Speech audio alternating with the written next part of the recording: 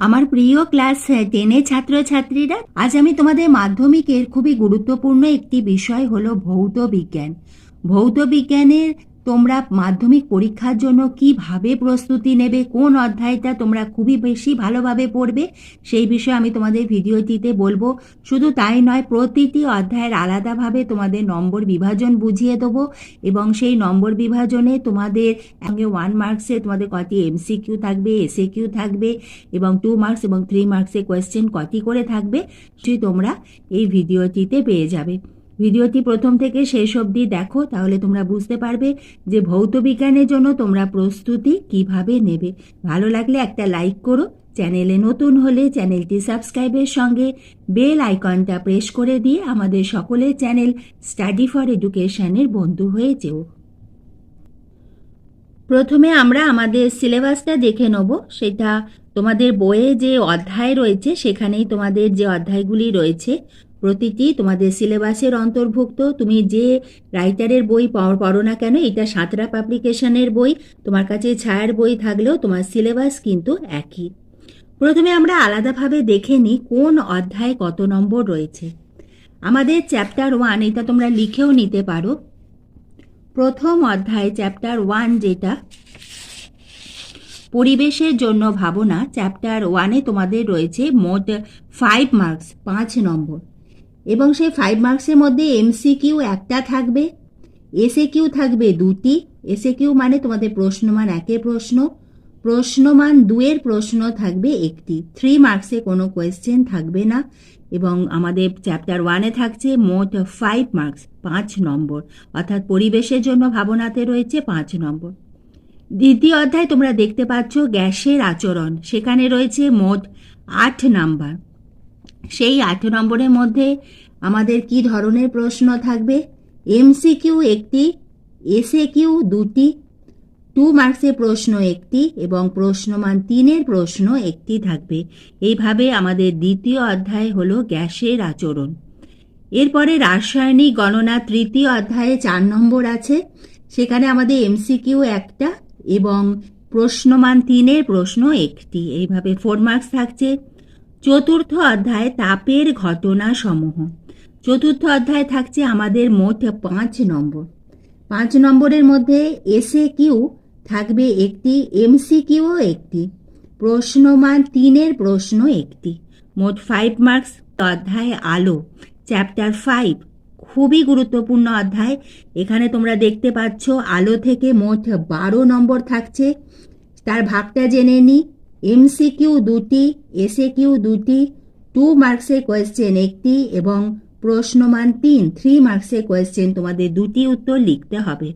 এবং একই ভাগ রয়েছে চলতরিতে, এবং চ্যাপ্টার 6 চলতরিতেও আমাদের রয়েছে মোট 12 নাম্বার। সেই 12 নম্বরের মধ্যে তোমাদের চ্যাপ্টার 5-এর মতন একই এমসিকিউ থাকবে 2টি এবং 2টি উত্তরই করতে হবে। এসএকিউ এর 2টি, 2 মার্কসের কোয়েশ্চেন 1টি, প্রশ্নমান 3-এর উত্তর তোমাদের 2টি করতে হবে। এরপরে চলে আসি 7 নম্বর অধ্যায় পরমাণুর নিউক্লিয়াস। পরমাণু নিউক্লিয়াসে তোমাদের মোট 5 নম্বর থাকছে। এমসিকিউ 1টি, এসএকিউ 1টি এবং 3 মার্কসের প্রশ্ন 1টি। এরপরে চলে যাই আমাদের 8ম অধ্যায় পদার্থের ভৌত ও রাসায়নিক ধর্মসমূহ। এইটা আমাদের কেমিস্ট্রি অর্থাৎ রসায়নের অন্তর্ভুক্ত। এর মধ্যে 8.1 8.1 পর্যায় সারণী ও মৌলদের ধর্মের পর্যাবৃত্ততা, সেখানে রয়েছে মোট 6 নাম্বার। এমসিকিউ 1টি, এসএকিউ 2টি এবং 3 মার্কসের কোয়েশ্চেন 1টি। এরপরে তোমাদের 8.2 আয়নীয় ও সমযোজী বন্ধন, সেখানে তোমাদের এমসিকিউ 1টা, এসএকিউ 1টা এবং প্রশ্নমান 2 মার্কসের কোয়েশ্চেন 2টি প্রশ্নের উত্তর লিখতে হবে। এইভাবে মোট 6 নম্বর থাকছে। 8.3 তড়িৎ প্রবাহ ও রাসায়নিক বিক্রিয়া, সেখানে তোমাদের থাকছে মোট 6 নাম্বার। সেখানে এমসিকিউ 1টি, এসএকিউ 2টি এবং প্রশ্নমান 3-এর প্রশ্ন 1টি। এরপরে 8.4 তোমাদের থাকছে পরীক্ষাগার ও রাসায়নিক শিল্পে অজৈব রসায়ন। এটা কিন্তু খুবই ইম্পর্টেন্ট, এখানেও প্রতিটাই ইম্পর্টেন্ট। আমি তোমাদের পরে এটাও বলে দেবো যে কোন চ্যাপ্টার তোমরা বেশি ভালোভাবে এবং জোর দিয়ে পড়বে। 8.4-এ তোমাদের থাকছে মোট 8 নাম্বার। এই 8 মার্কসের মধ্যে এমসিকিউ একটা, এসএ কিউ দুটি, 2 মার্কসে কোয়েশ্চেন একটা এবং 3 মার্কসে কোয়েশ্চেন একটি উত্তর করতে হবে। এরপরে থাকছে 8.5 ধাতুবিদ্যা। ধাতুবিদ্যাতেও আমাদের রয়েছে 5 মার্কস 5 নম্বর, এমসিকিউ একটা, এসএ কিউ 2 এবং 2 মার্কসে কোয়েশ্চেন একটি। এরপরে 8.6 হলো জৈব রসায়ন। জৈব রসায়নে আমাদের আছে মোট 8 নম্বর, 8 মার্কসের মধ্যে এমসিকিউ একটি, এসএ কিউ দুটি, 2 মার্কসে কোয়েশ্চেন একটি এবং 3 মার্কসে কোয়েশ্চেন একটি প্রশ্নের উত্তর তোমাদের করতে হবে। এইভাবে তোমাদের 90 নম্বরের যে লিখিত পরীক্ষা তার নম্বর বিভাজন।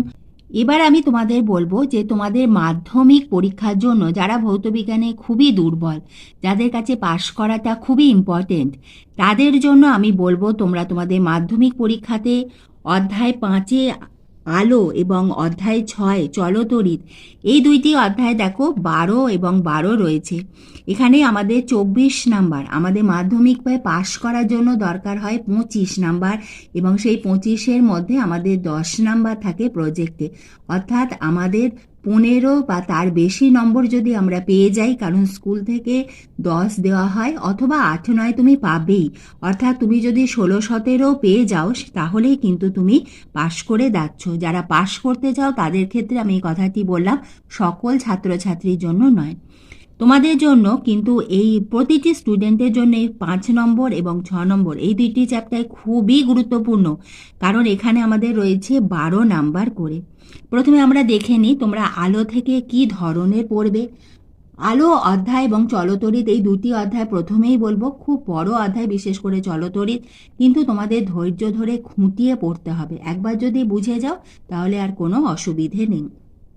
তোমাদের আলো যে অধ্যায় রয়েছে সেই আলো অধ্যায়ের দেখবে তোমাদের অনেক প্রথমে সংজ্ঞা রয়েছে।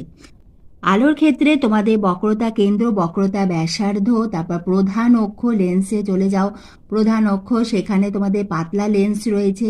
এছাড়া তার ওপর তোমাদের যে ওখানে যে সমস্ত বক্রতা ব্যাসার্ধ সেইগুলোর ওপর যে সমস্ত সংজ্ঞাগুলো রয়েছে, অভিসারী অপসারী রশ্মি, এছাড়া উত্তল লেন্সের ওপর, এবং তার সঙ্গে তোমাদের যে চিত্র আঁকাগুলো রয়েছে অতি অবশ্যই খুব ভালো করে প্র্যাকটিস করো। এবং আলোর ক্ষেত্রে যখন আঁকবে অতি অবশ্যই অ্যারো, এই যে তীর চিহ্ন, এই অ্যারোটা কিন্তু অতি অবশ্যই দেবে। তোমাদের যদি প্রতিসরণের সূত্র আসে সেই ক্ষেত্রেও আমি বারবার বলছি, আলোর আঁকাতে তোমরা যদি এই অ্যারোটা না দাও তার কিন্তু কোনো ভ্যালু থাকে না, কোনো মূল্য থাকে না। আঁকাটা যদি পরীক্ষক চান তোমাদের ওইটা কেটে শূন্য করে দিতে পারে, কারণ অ্যারো বোঝাবে তোমার আলোর ডিরেকশন, আলো কোন দিক থেকে কোন দিকে যাচ্ছে। সেজন্য সব সময় লক্ষ্য রাখবে আলোর আঁকাতে অ্যারো যেন থাকে। ঠিক আছে, এবারে তোমরা প্রতিসরণের সূত্র পড়লে এবং তারপরে দেখবে যে দর্পণের ওপর বিভিন্ন ধরনের প্রশ্ন পরীক্ষাতে এসে থাকে, এমসিকিউতে তোমাদের অঙ্ক এসে থাকে অনেক সময়, যে R=2 যে 2F তার ওপরে তোমাদের প্রশ্ন থাকে এবং এর ওপর তোমাদের এমসিকিউ থাকে। এরপরে আমি তোমাদের বলবো যে বিভিন্ন দর্পণের ওপর বা লেন্সের ওপর যে তার যে ব্যবহারিক প্রয়োগ তার ওপর প্রশ্ন থাকবে, বস্তুর অবস্থানের ওপর প্রশ্ন থাকে এবং তারপরে তরঙ্গ দৈর্ঘ্য, এইগুলোর ওপরও তোমাদের অঙ্ক থাকতে পারে এবং বিভিন্ন ধরনের প্রশ্ন আসে। সেজন্য অতি অবশ্যই তোমরা আলোর এই জায়গাগুলো খুব ভালো করে পড়ো, আঁকা প্র্যাকটিস করো এবং আলোতে রয়েছে 12 নাম্বার। এবার আসি আমাদের পরবর্তী খুবই ইম্পর্টেন্ট যে চ্যাপ্টার, আমি চ্যাপ্টার 5-এ স্টার্ট দিলাম, 6-এ স্টার্ট দিচ্ছি। চ্যাপ্টার 6 চলতরিৎ। চলতরিতে আমাদের অনেকগুলো সূত্র রয়েছে, ফর্মুলা রয়েছে, সেইগুলো কিন্তু অতি অবশ্যই সূত্রগুলো আলাদা একটা জায়গায় লিখে রেখে মুখস্থ করে না দেখে লিখতে হবে। এবং ফর্মুলা, কারণ ফর্মুলাগুলো যদি তোমরা করো সেই ফর্মুলাতে কিন্তু তোমাদের অঙ্কও আসবে। প্রশ্নমান 3-এতে 3 মার্কসে অঙ্ক থাকে, কখনো এমসিকিউতেও ওরা অঙ্ক দিয়ে দেয়, এসএ কিউতে, এবং সেখানে তোমাদের যে ফর্মুলাগুলোর ওপর থেকে এবং বিভিন্ন ধরনের কনসেপ্টের প্রশ্ন এসে থাকে। সেজন্য তোমরা চ্যাপ্টার 5 এবং চ্যাপ্টার 6 আলো এবং চলতরিৎ খুব গুরুত্ব দিয়ে পড়বে। এরপরে আসি আমাদের দ্বিতীয় অধ্যায়, গ্যাসের আচরণ। এখানে আছে আমাদের 8 নম্বর। এই 8 মার্কসের মধ্যে আমাদের কী ধরনের প্রশ্ন আসবে, এখানেও দেখবে অনেক সূত্র আছে, বয়েলের সূত্র, চার্লসের সূত্র, অ্যাভোগাড্রোর সূত্র, এই সূত্রগুলো বিভিন্নভাবে তোমাদের ঘুরিয়েও আসতে পারে, কখনো তোমাদের এমনি সূত্র লেখো বলে আসতে পারে। এবং এই যে গ্যাসের আচরণ, এখান থেকে তোমাদের অঙ্ক থাকবে, সেই অঙ্কটা তোমাদের থাকবে প্রশ্নমান 2 মার্কসের যে প্রশ্ন থাকবে সেখানে কিন্তু তোমাদের গ্যাসের আচরণে থেকে অঙ্ক থাকবে এবং তার মধ্যে অথবা থাকবে, দুটোর মধ্যে একটা। কিভাবে থাকবে, যেটা বয়েলড এবং চার্লসের সমন্বয় সূত্র থেকে খুবই বেশি থাকে। এছাড়া তোমাদের মোল থেকেও কিন্তু অঙ্ক আসতে পারে গ্যাসের আচরণে, তোমরা অঙ্ক অতি অবশ্যই প্র্যাকটিস করবে এবং ওখানে যে সূত্রগুলো আছে তার যে গাণিতিক যে ব্যাখ্যাটা সেটাও অভ্যাস করো।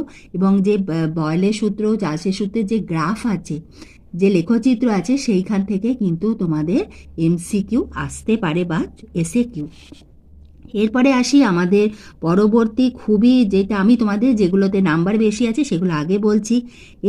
পরে আসি আমাদের 8.6 জৈব রসায়ন। জৈব রসায়নে দেখো আমাদের মোট 8 নম্বর রয়েছে। জৈব রসায়ন থেকে আমাদের কি ধরনের প্রশ্ন আসবে, সেখানে দেখবে আণবিক সংকেত দিয়ে সেখানে তোমাদের এ এবং বি এগুলো, এই ধরনের যৌগ দুটির গঠন সংকেত আসতে পারে, রাসায়নিক সমীকরণ আসতে পারে। তারপর ধরো ইথিলিনে হাইড্রোজেন সংযোগ বিক্রিয়ার শর্ত উল্লেখ করো এবং অতি অবশ্যই সমীকরণ কিন্তু অতি অবশ্যই রেডি করে রেখো এবং বিভিন্ন যে ব্যবহার যেগুলো রয়েছে সেগুলো কিন্তু পড়তে হবে তোমাদের এই জৈব রসায়ন থেকে। এছাড়া আমাদের এই যে জৈব রসায়ন, অর্গানিক কেমিস্ট্রি, এর খুবই গুরুত্বপূর্ণ একটি বিষয় হলো কার্যকরী গ্রুপ, এবং সেই গ্রুপগুলো কিন্তু তোমাদের খুব ভালো করে জানতে হবে। কারণ এবং এই গ্রুপের ওপর ভিত্তি করে আমাদের আণবিক ওজনে পরপর ঊর্ধ্বক্রমে বা নিম্নক্রমে সাজানো আসতে পারে, জৈব অজৈব যৌগের ধর্ম আসতে পারে, তাদের মধ্যে পার্থক্য আসতে পারে। এই ধরনের কনসেপ্টের প্রশ্ন তোমাদের জৈব রসায়ন থেকে আসে। এরপরে আসি আমাদের 8.4 যেটি আছে পরীক্ষাগার ও রাসায়নিক শিল্পে অজৈব রসায়ন। এটিও অত্যন্ত গুরুত্বপূর্ণ একটি অধ্যায় এবং এখানে বিভিন্ন পদ্ধতিতে বিভিন্ন যে গ্যাস রয়েছে তাদের যে শিল্পোৎপাদন, তার শর্তাবলী এবং সমিত রাসায়নিক সমীকরণগুলো অতি অবশ্যই পড়বে। এবং এই অধ্যায়ের যে সমীকরণগুলো একটা খাতায় লিখে নাও এবং সেইটা তোমরা মুখস্থ করে এবং বারবার না দেখে লিখে অভ্যাস করো। অতি অবশ্যই তোমরা পরীক্ষায় লিখে আসতে পারবে এবং খুব ভালো নাম্বার পাবে। চ্যাপ্টার 1 থেকে এবার আমরা আসি। চ্যাপ্টার 1 পরিবেশের জন্য ভাবনা, সেখানে যে তোমাদের 5 নম্বর রয়েছে সেখান থেকে তোমরা কোল লেবেট, জ্বালানি গ্যাস, তাপন মূল্য, স্থিতিশীল উন্নয়ন, এবারে তোমাদের যে বিশ্ব উষ্ণায়নের ওপর এই ধরনের বিভিন্ন প্রশ্ন আসতে পারে। বড় প্রশ্ন 3 মার্কসের আসে না, 2 মার্কসেরই তোমাদের কোয়েশ্চেন থাকবে এবং এমসিকিউ এসএকিউ থাকে। গ্যাসের আচরণ আগে বলেছি। রাসায়নিক গণনা থেকে একটা ছোট প্রশ্ন থাকবে এবং প্রশ্নমান 3-এর তোমাদের অঙ্ক থাকবে। তোমাদের বইতে যে অঙ্কগুলি আছে সেগুলো খুব ভালো করে অভ্যাস করো, তার কনসেপ্ট যদি ক্লিয়ার করো তাহলেই কিন্তু তোমরা অঙ্ক করে আসতে পারবে। এবং কার সঙ্গে কার বিক্রিয়া হচ্ছে এবং তাদের যে অ্যাটমিক ওয়েট সেইটা কিন্তু তোমরা রেডি রেখো। অনেক সময় পরীক্ষার সময় দিয়েও দেওয়া হয় এবং সেই অঙ্কতে তোমাদের 3 মার্কসের অঙ্কে 2টি অথবা থাকবে, তার মধ্যে একটি উত্তর তোমাদের করতে হবে। চ্যাপ্টার 4 সেখানে হলো তাপের ঘটনা সমূহ, সেখান থেকে তোমাদের অঙ্ক আসতে পারে। এছাড়া দেখবে দৈর্ঘ্য প্রসারণ গুণাঙ্ক, আয়তন প্রসারণ গুণাঙ্ক, গ্যাস এরকম রয়েছে তরলে, তার যে সংজ্ঞাগুলো সেটা অতি অবশ্যই পড়ে নিও এবং তার উপর কনসেপচুয়াল প্রশ্ন আসতে পারে। দৈর্ঘ্য প্রসারণ গুণাঙ্ক একটা দিয়ে দিল, ধরো যে এত তার দৈর্ঘ্য প্রসারণ গুণাঙ্ক, সেইটা বলতে তোমরা কি বোঝো এবং তার যে একক, প্রসারণ গুণাঙ্কের যে একক কি, সেই ধরনের প্রশ্ন তোমাদের এসে থাকে। এরপরে আমি তোমাদের চ্যাপ্টার 5 and 6 বলেছি। এবার চ্যাপ্টার 7 হলো পরমাণুর নিউক্লিয়াস, সেখানে আছে আমাদের মোট 5 নাম্বার। পরমাণু নিউক্লিয়াস থেকে তোমরা ভেদান ক্ষমতা, আয়নায়ন ক্ষমতা, তারপরে ধরো আলফা কণা নিঃসরণের ফলে যে মৌলটি উৎপন্ন হলো তার পারমাণবিক সংখ্যা কত, তারপরে তোমাদের বিভিন্ন ব্যবহার আসতে পারে। এবার তেজস্ক্রিয় পরমাণু কোন অংশ থেকে বিটা কণা নির্গত হচ্ছে, এই ধরনের ব্যবহার এবং নির্গমনের ফলে যেটা উৎপন্ন হচ্ছে, এরকম কনসেপ্টের ওপর তোমাদের প্রশ্ন আসবে। এরপরে আসি আমাদের পর্যায় সারণী। পর্যায় সারণীর ক্ষেত্রে তোমাদের রয়েছে মোট 6 নাম্বার, 6 মার্কস রয়েছে পর্যায় সারণী এবং মৌলদের ধর্মে পর্যাবৃত্ততা। এখানে দেখবে তোমাদের প্রথমে তোমাদের মেন্ডেলের সূত্রগুলো এবং তার যে ত্রুটি সেটাও তোমরা পড়লে এবং আধুনিক সূত্র পড়লে। এরপরে আমাদের দেখতে হবে যে তোমাদের যে পর্যায় সারণী পেরিওডিক টেবিল, সেটা কিন্তু অতি অবশ্যই প্রথম 20টি মৌল এবং তাদের যে পারমাণবিক গুরুত্ব সেটা কিন্তু তোমরা মুখস্থ রেখো। এবং এইটা তোমরা মুখস্থ করলে তোমাদের চ্যাপ্টার 3 রাসায়নিক গণনাতেও খুব তোমাদের হেল্প হবে। এবং তোমাদের বইয়ের শেষে এই পর্যায় সারণীতে এবং বিভিন্ন যে মৌলের অবস্থানের ওপর তো প্রশ্ন আসেই, এবং ভেরি ইম্পর্টেন্ট তোমাদের ওই পিরিয়ডে মানে পর্যায় সারণীর যে শেষের দিকে দেবে তড়িৎ ঋণাত্মকতা, পারমাণবিক ব্যাসার্ধ, জারণ বিজারণের ধর্ম, যে কিভাবে পর্যায় অনুযায়ী শ্রেণী অনুযায়ী এটা বাড়ছে কমছে, তার ওপর কিন্তু তোমাদের বিভিন্ন মৌল দিয়ে দেবে। একই গ্রুপে দিতে পারে অথবা তোমাদের একই শ্রেণী এবং পর্যায় পিরিয়ডের ওপর দিতে পারে। তাদের বলবে যে ঊর্ধ্বক্রমে সাজাও, নিম্নক্রমে সাজাও পারমাণবিক ব্যাসার্ধ অনুযায়ী। সেজন্য তোমরা খালি মুখস্থ করে রাখবে এইগুলো, শ্রেণী অনুযায়ী কোন দিকে বাড়ছে কোন দিকে কমছে, একটা করলেই পরেরগুলো তাহলে তোমরা করতে পারবে। এরপরে আসি 8.2 আয়নীয় সমযোজী বন্ধন। এই বন্ধনের ক্ষেত্রে কিন্তু তোমাদের লুইস ডট চিত্র যে অঙ্কন যেগুলো আঁকা আছে CO2 বা এতে দ্বিবন্ধন, ত্রিবন্ধন বা যে কোনো ওরা আসতে পারে এবং তার আয়নীয় বন্ধন ওরা করতে বলবে। এবং এখানেও রয়েছে আমাদের 6 নাম্বার, এখান থেকে ছোট প্রশ্ন থাকে। এরপরে আসি 8.3, সেখানে তড়িৎ প্রবাহ রাসায়নিক বিক্রিয়া, সেখানেও আমাদের রয়েছে 6 নাম্বার 6 মার্কস।